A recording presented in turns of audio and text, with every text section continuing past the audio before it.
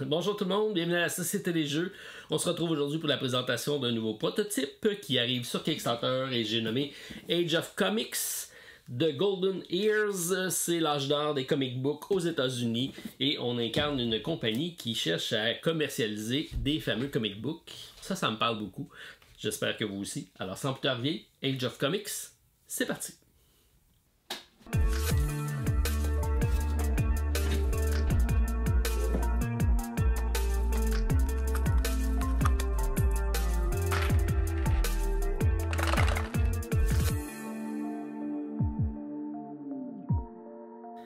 C'est pas une surprise pour plusieurs d'entre vous, j'aime les comic books comme vous le savez, donc j'ai une grande collection de comic books, autant de DC chez Batman, Wolverine, X-Men. J'ai énormément de comic books et quand j'ai vu ce thème-là arriver dans le jeu de société, ben je me devais d'aller voir, donc j'ai communiqué avec la compagnie Lirius Game qui a eu l'amabilité de m'envoyer le prototype qui est présentement donc en campagne de socio-financement. Dans la description, vous aurez le lien pour aller le voir. La campagne est déjà en cours, donc je me dépêche à faire la vidéo pour vous le présenter. J'ai eu la chance de recevoir, de tester le jeu. J'ai malheureusement pas la version solo parce que le jeu, donc la boîte de base c'est de 2 à 4 joueurs, mais on a une variante solo qui est disponible avec un deck automa qui va nous permettre donc de jouer en solitaire. Malheureusement, c'est pas disponible avec le prototype que j'ai. J'ai eu les informations, j'en reparlerai brièvement vers la fin, mais j'ai pas pu le tester puisque le deck automa n'est pas disponible avec le prototype. Alors on se trouve à être des éditeurs de comic book fin des années 30, jusqu'aux années 50 aux États-Unis. Donc on a ici l'île de Manhattan qui est représentée. On a nos studios de création de comic book et ça se passe avec des écrivains, des artistes et des thèmes. On devra avoir des idées pour séduire le public. Alors c'est un jeu essentiellement de placement d'ouvriers. On va avoir différents lieux pour pouvoir aller placer nos ouvriers. C'est des éditeurs qu'on a ici. On part tout le monde avec 4 éditeurs. On aura la possibilité d'en débloquer un 5e en cours de partie. En débutant la partie, on va avoir chacun un plateau comme ça. Donc ici, j'ai mis une plateau pour 2 joueurs pour vous expliquer comment ça se passe. Donc chacun va avoir son propre plateau. On va commencer avec 2 cartes, donc une d'écrivain et une d'artiste de niveau 2 qu'on va prendre au hasard et un thème qu'on va sélectionner. Donc évidemment, on va prendre un thème qui va fonctionner avec nos cartes qu'on va recevoir idéalement. On va également prendre 2 jetons d'idées. Encore là, selon ce qu'on souhaite, essentiellement, on va essayer de se faire une combinaison pour commencer directement avec un comic book. Et 5 $, on a de l'argent là-dedans, donc il va falloir engager nos artistes et nos écrivains avec de l'argent. On va faire des comic books, faire plus d'argent et espérer comme ça remporter la partie. Le deuxième joueur, lui, aura donc un jeton supplémentaire d'idées. C'est pour balancer tout ça. On va avoir un positionnement pour qui sera le premier joueur. Le tout se déroule en 5 rondes de jeu. On a ici le calendrier. C'est des thèmes qui sont ici cachés. On va mettre ça, le premier, on va le révéler pour dire quel est le thème qu'on va rendre disponible. Ça ici, on a la map de Manhattan et ça sera donc les demandes des gens, donc qu'est-ce qu'ils ont le goût de voir en comic book. Ça commence avec du western, on aimerait bien avoir des comic books en lien avec le western. C'est donc on va avoir des jetons qui vont être mis aléatoirement et on va les révéler tous ceux qui vont avoir ici avec une petite botte de cowboy. Alors ça sera la possibilité d'aller chercher ici, d'aller répondre à des commandes si on veut et donc satisfaire nos clients. Façon très efficace de faire des points. Alors, comment ça se déroule? C'est assez simple. Donc, on va avoir ici une fiche qui va décrire la ronde de jeu. Donc, en commençant, on va tourner la première tuile, ce qu'on a fait ici, et on va révéler toutes les icônes en lien à ça. Ensuite, on va regarnir le marché d'idées. Donc, on a ici le marché d'idées qui est garni avec des jetons de 1 de chaque icône. Donc, on a ici les super-héros, on a ici le alien ou le sci-fi, donc la science-fiction, le policier, l'amour, les westerns et les comic books d'horreur. Donc, ce sera essentiellement les systèmes qu'on va avoir, qu'on va retrouver dans le jeu. Je sais qu'il va y avoir par contre des thèmes qui vont peut-être arriver durant la campagne, donc débloquer en add-on, ça c'est intéressant. On va avoir les comic books ici qui sont représentés donc par les mêmes thèmes qu'on a ici. Donc on voit Freedom, c'est tout petit ici, mais ça représente le cover donc de notre page de notre comic book. C'est assez intéressant. Ils sont tout petits. On a les mêmes 6 catégories qui sont ici. Et ici, on a les mêmes comics qui se trouvent avec des rip-offs, donc des imitations des comics. C'est essentiellement les mêmes couvertures avec quelques variantes au niveau du thème et de la couleur. Et donc, c'est la possibilité d'aller copier, si on veut, les fameux thèmes. Donc ici, au lieu d'avoir Love Letter, qui est l'original, on va avoir Love Notes, qui est une imitation. Ça, c'est moyen un petit peu de tricher dans le jeu, mais c'est voulu, donc parce que c'était effectivement des pratiques qu'on voyait dans le marché, d'essayer de copier nos adversaires ou nos compétiteurs pour essayer de prendre le dessus, puisqu'il va y avoir une course à celui qui va avoir le premier de chaque thème, mais également le plus. Donc à ce moment-là, ça pourrait être intéressant d'aller copier nos compétiteurs. Donc on a regardé le marché, on met un jeton sur chacun ici. On va ajouter des jetons hype éventuellement si on est capable d'aller en chercher. Donc ça pourra mousser la publicité d'un jeu. Et on va payer pour increase the creative value. Donc si on a des bandes dessinées qui sont là, on va pouvoir améliorer nos artistes. Donc il y a de niveau 1, 2 et 3. Le but c'est d'avoir un niveau 3 qui est le maximum. Et on pourra éventuellement les entraîner à être meilleurs dans chacune des catégories. Ensuite, donc, on va passer aux actions. Donc, lorsqu'on arrive, tout simplement, on prend un de nos éditeurs et on décide à quel endroit on l'envoie. Alors, on peut les passer en revue. Donc ici, si je décide d'aller ici avec mon jeton, c'est que je vais l'engager. On voit ici un écrivain et un artiste. On a un marché ici qui correspond donc à 3... dépendamment du nombre de joueurs, ça va varier. Là. Mais présentement, j'ai 3 écrivains, j'ai 3 artistes qui sont disponibles, plus le dessus ici de la carte, qu'on ne sait pas c'est quoi, mais on sait le niveau.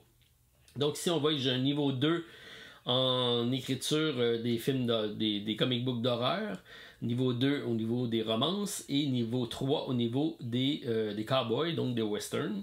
Je pourrais être tenté de prendre celui-ci, mais ça va me coûter plus cher puisque pour les engager, quand on va faire le comic, mais il faut les payer.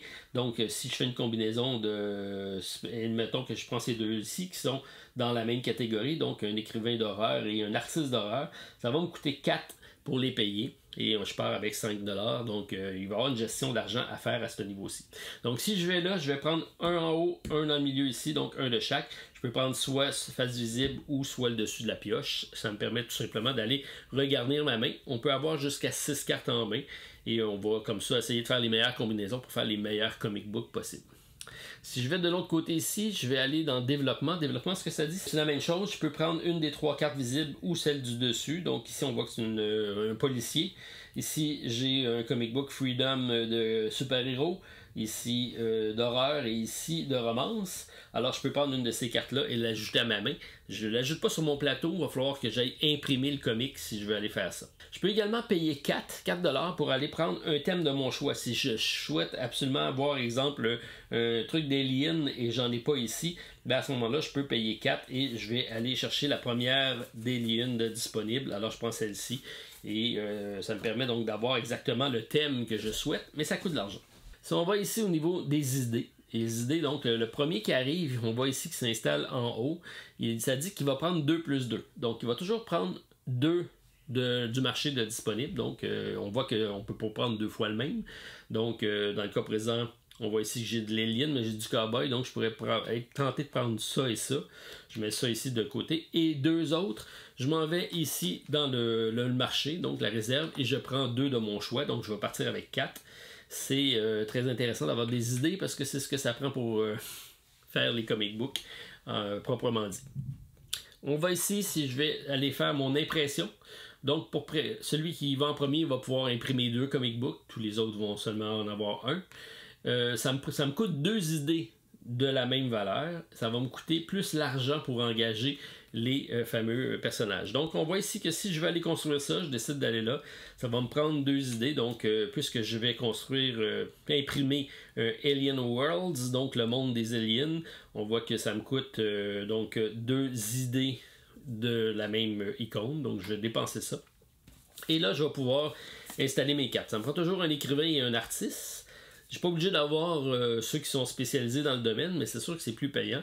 Donc, normalement, on regarde ici, donc j'ai une petite machine. Donc, l'écrivain, c'est un écrivain de science-fiction. Par contre, j'ai un artiste de western, ça sera peut-être pas très très bon. Et je réussis à faire mon comic book qui s'en vient ici, donc qui est mon Alien Worlds. Ça me coûte tout pour faire ça 4. Donc je vais défausser mon 5, je vais me prendre un 1 en réserve. Donc c'est 2 plus 2, 4, qu'est-ce que ça me coûte? Et là on regarde qu'est-ce que ça prend. Ça me donne un fan, 2 fans dans le science-fiction. Celui-ci, je ne le compterai pas parce qu'il n'est pas dans la bonne faction.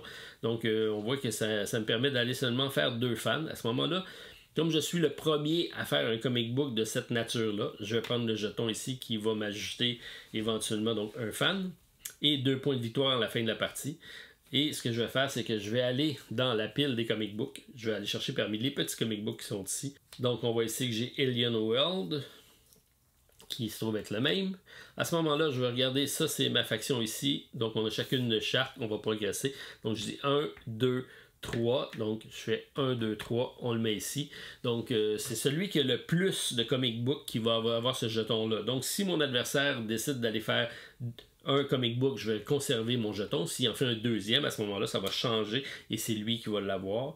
Il va y avoir comme ça un échange de jetons, donc qui est également 2 points de victoire en fin de partie, donc c'est intéressant. Alors ça, c'est pour l'action ici d'imprimer. Donc j'ai fait mon premier print de comic book, puis on voit ici que j'ai un bonus. Faut pas oublier, à la fin, il y a toujours un petit bonus. Donc ici, c'est un bonus d'argent, 2, 2, 4. Alors ça me fait 4. On voit ici que ça m'a permis de payer directement mon comic book qui était attendu.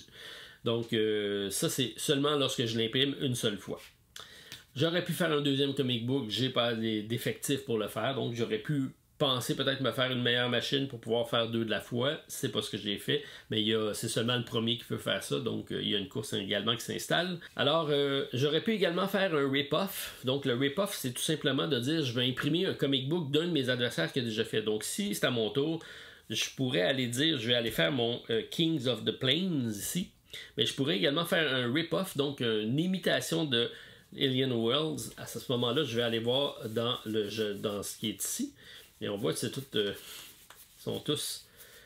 Donc j'ai Weird World au lieu de Alien World. Donc je pourrais dire, je vais aller faire ça, mon imitation. Pour ça, il faut que le comic soit déjà là. Et je pourrais aller le mettre là. Ça va pas me donner, on voit ici que ça récolte pas de fans. Par contre, ce que ça fait, c'est que ça me permet d'aller chercher des bonus au niveau de ce jeton-là, puisque je vais faire plus de comic book. Et à ce moment-là, c'est celui qui en a le plus de cette nature-là qui va remporter. Donc, ça peut être intéressant quand même aller faire ça. Ça coûte seulement de l'argent. Ça coûte pas d'idée. L'idée est déjà faite. Donc, c'est une autre aussi façon d'aller imprimer des comic books. Je peux m'en aller de ce côté-ci pour faire des royautés. Royautés, ça me permet juste de faire de l'argent à ce moment-là. Donc, je vais prendre ici un 4, puisque je suis le premier. Le deuxième va faire 3 et on s'en va comme ça en ordre décroissant. Donc, on collecte de l'argent sur nos personnages. Et si je m'en vais ici, on voit ici que j'ai une icône, c'est des sales. Donc, je vais aller faire des ventes dans les kiosques de comic book. Je peux me déplacer et en prendre 3. 2, 2, 1, 1. Là, j'ai mon jeton qui est ici, donc si je pars au centre ici, je peux me déplacer ici tout le temps de 1 gratuitement, c'est marqué ici. Je pourrais également plus 1 en payant 2 en prenant un taxi. Et si j'arrive à une place qui est même que ça me faut que je paye si jamais je suis à la même place qu'un autre personnage. Donc, sachant ici que je veux aller faire mes Alien Worlds, ben, c'est plutôt ce que je viens de faire, donc c'est des ovnis comme ça. Donc, mon personnage pourrait décider de s'en aller ici. Et là, on va révéler. Donc, on voit ici que je peux en révéler 3. Il y en a déjà un de révélé. Donc, je vais révéler les 3 autres. Tac, tac, tac. Et là, je peux en prendre jusqu'à 3. Et là, sachez que, donc, c'est des bonus. Ça va me donner des fans supplémentaires. Mais pour ça, ça me prend 6 dans le cas présent de total d'écrivains et d'artistes. Présentement, j'ai seulement 4. Je peux également aller m'en prendre d'autres. Donc, je pourrais décider d'aller en prendre un autre ici et un autre ici. Ce qui va aller me faire des bonus lorsque je vais réussir à avoir les conditions de l'alliance pour les faire. Par contre, si on ne réussit pas à le faire d'ici la fin de la partie, c'est des malus. Donc, on va perdre plutôt des fans et donc, ça sera négatif dans ce cas présent. Donc, je vais garder les jetons ici. Avoir eu les conditions, j'aurais pu le prendre et exactement le faire en même temps. Donc, si j'avais eu 6, j'aurais tout de suite monté de 4, 1, 2, 3, 4. Je serais rendu à 7 de réputation pour mes comic books d'Alien. Par contre, on voit ici que j'ai seulement 4. Donc, il va falloir que j'attende de réussir à monter la valeur de mes personnages qui sont ici. Alors, ça ici, c'est pour l'action de Cell. Vous avez eu à peu près des actions qui se passent ici sur le plateau. Alors, lorsqu'on a fini la ronde des actions, on passe à la fin du tour. À ce moment-là, on va établir le rank. Donc, si lui, il a réussi à faire son comic book également, on voit ici, je fais ça ici, 4. Il va prendre ici ça parce qu'il va l'avoir ici. On voit ici qu'il y a un bonus de plus un fan. Donc, il y a 1, 2, parce qu'ici, c'est pas la bonne nature. 3, donc il monte de 3 avec le King of Plane, qui c'est... Donc, on s'en va ici, on va prendre le bon comic book. On monte de 1, 2. Donc, ma traque à moi, c'est bleu, donc 1, 2. Et on voit ici que j'ai plus 1, parce que je suis ici avec ce cover. Ce cover-là me donne plus 1. Et j'ai plus 1 ici avec mon jeton. Donc, lorsqu'on arrive à la fin du tour, on va regarder, on va établir le rank. Celui qui est le plus haut, c'est lui qui va remporter le plus de points. Donc, on a ici des fameux jetons de points. Donc, c'est 3 points, 2 points ou 1 point. Donc, la première position va faire 3 points, deuxième position 2 points, troisième position 1 point. À 2, donc lui, il va faire 1 point parce qu'il est le plus haut. Lui, il va faire 2 points seulement. Donc, on voit que ça, c'est 2. Alors, on va mettre ça ici. Donc, à chaque fin de tour, on va faire des points. Et si on a une égalité, ben, on va prendre chacun le même score. On va faire de l'argent. Donc, on voit ici que ça va me générer 3$. Lui, il va me générer 2$. Donc, à ce moment-là, on va prendre un 2 ici et on va prendre un 3 pour ce personnage-ci. Ensuite, on va regarder, on va établir l'ordre du tour. Donc, c'est à l'inverse. Donc, lui est premier, celui-là est deuxième. Ça va être lui qui va jouer en premier. Donc, on va mettre ça ici. Ça ne change pas pour le cas présent. On va toujours perdre un fan de tous les comics à chaque tour. Donc, ça va descendre. Alors, c'est pour ça qu'on va avoir ici besoin de gérer tout ça. Et on va récupérer nos éditeurs qu'on va mettre sur notre plateau pour refaire un deuxième tour. Et on va changer ici les cartes. Donc, on va toutes défausser les cartes ici et on va en mettre 3 nouvelles pour partir le tour. Particularité du jeu, lorsqu'on prend des tokens, soit ici ou soit des cartes ici, on ne regarnit pas le jeu au fur et à mesure. On le fait seulement à la fin du tour complètement. Donc, le premier qui va, il y a plus de choix. Et c'est pour ça qu'il y a quand même un aspect intéressant qui s'installe à ce niveau-ci. Quand on commence le deuxième tour, ben, on va tout simplement ici suivre le même truc. Tout ça est sur une carte, c'est très simple. Donc ça le dit ici, je vais flipper la première carte ici, donc on est rendu au tour 2.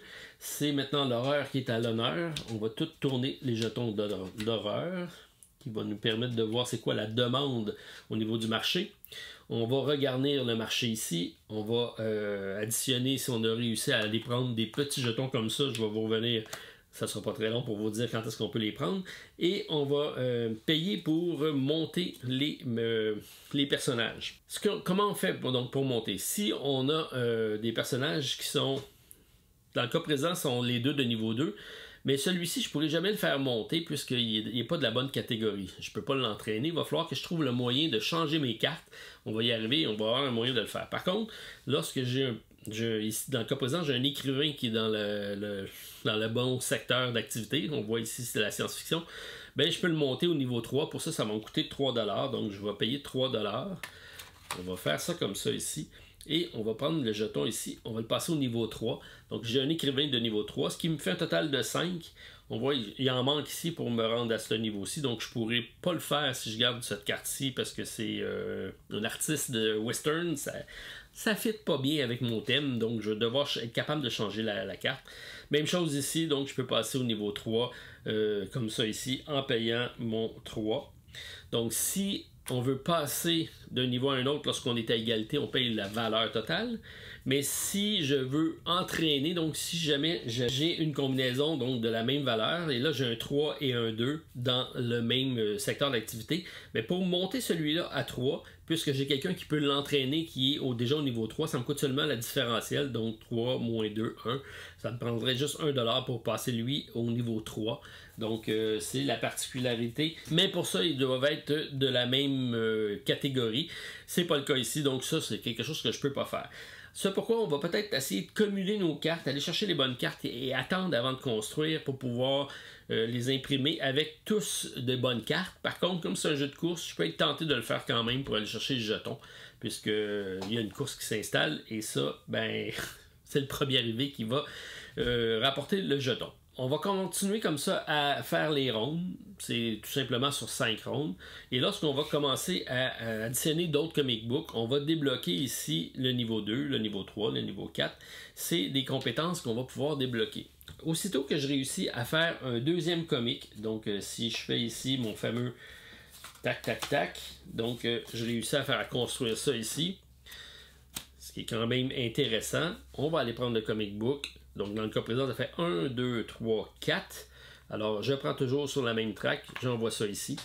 Et je vais tout simplement donc avoir construit imprimé mon deuxième comic book. À ce moment-là, je vais débloquer le jeton qui est ici. On voit ici que c'est un niveau 2. Donc, je peux débloquer les 3 compétences qui sont ici, mais j'en choisis seulement une. Donc, à ce moment-là, je vais prendre mon jeton, je vais le mettre là. Et toutes les fois que je vais aller refaire l'action là, je vais avoir un bonus. Donc, si on les passe en revue, si je mets mon jeton ici en ayant fait mon deuxième comic book, je peux, à chaque fois que je vais aller engager pour avoir des écrivains et des artistes, je peux échanger des artistes et des écrivains. C'est là que je vais pouvoir éventuellement me faire un western et prendre ma carte qui est ici et l'interchanger avec un autre. Donc, jouer avec mes équipes et ce qui va me permettre d'être plus efficace à ce niveau-ci. Si je m'en vais ici, donc, c'est là que je vais pouvoir récupérer un jeton pour faire le hype. Donc, je récupère les jetons à chaque fois que je vais là. Un jeton, deux fans de plus. Et je vais pouvoir comme ça développer donc des comic books. Donc, créer un hype avant de l'imprimer. À ce moment-là, ben, si j'ai un comic book, je vais mettre ça dessus. Mais il ne sera pas encore imprimé. Et lorsque je peux les accumuler sur le comic, et lorsque je l'imprime, c'est là que je vais activer les fans supplémentaires. Donc, au lieu d'être à 1, mais je passe à 3, je peux même les additionner. Mais il faut vraiment que je me bâtisse un cover, mais que je n'ai pas terminé le comic. Et dès que je l'imprime, j'active mon jeton de hype. Et ça, c'est ce que ça fait à chaque fois que je vais développer. Si je m'en vais ici, ce que ça dit, c'est que lorsque je vais aller récupérer des idées, je peux prendre 3 idées et les convertir en fans immédiatement. Donc, je peux directement prendre ici des idées. Donc, je les prends 1, 2 et j'augmente, mais c'est seulement 1 par comic. Donc, je peux dire, je prends ça ici et je le monte. Je prends ça ici et je monte mon cœur. Mais pour ça, ça me prend des comic books qui sont de même faction. Donc, il va falloir que je me bâtisse un catalogue de comic books qui va correspondre à mes icônes pour utiliser ici les bonus. Donc, ça, c'est les 3 bonus de niveau 2 qu'on va débloquer en faisant notre deuxième comic. Lorsque je passe au 3e comic ici, si je le débloque, je peux aller débloquer ça ici. On voit que c'est 3. Donc, je peux le mettre ici ou sur n'importe quel des autres icônes que je n'aurais pas pris le tour précédent. Donc, si je vais faire ça ici, ce que ça dit, c'est qu'à chaque fois que je vais imprimer un comic, je vais aller récupérer un jeton ici qui est donc des couleurs... c'est une presse de haute technologie pour faire des couleurs plus agréables, plus définies.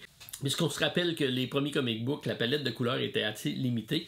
Et donc, ça me permet de récupérer un jeton, de le mettre directement sur le comic book que j'imprime. Et ça fera 2 points en fin de partie par comic book supplémentaire. Donc, ça peut être très intéressant.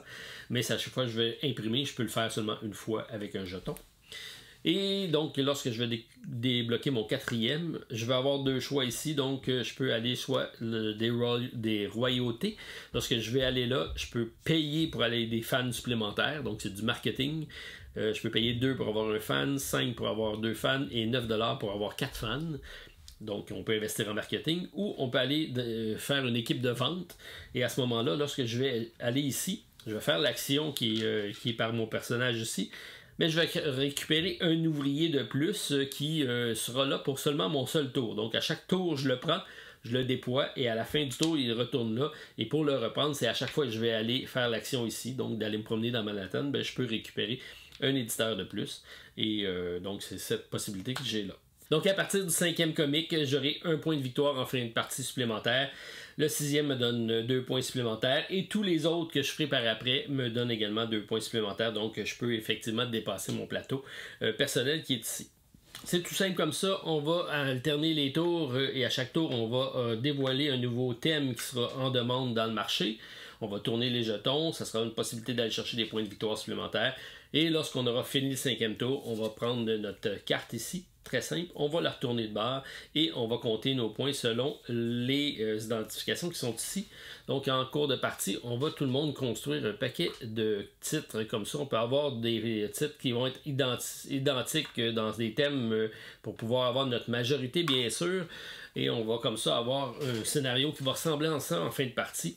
On va regarder le nombre de fans qui va nous rester. Donc dans le point 7, plus 5, plus 3, plus 2. Et ça sera donc mon pointage de fans. On va réduire à ça le nombre de tokens que je n'ai pas réussi à faire. Donc si j'ai pas fait ces deux-là, c'est moins 4, moins 4.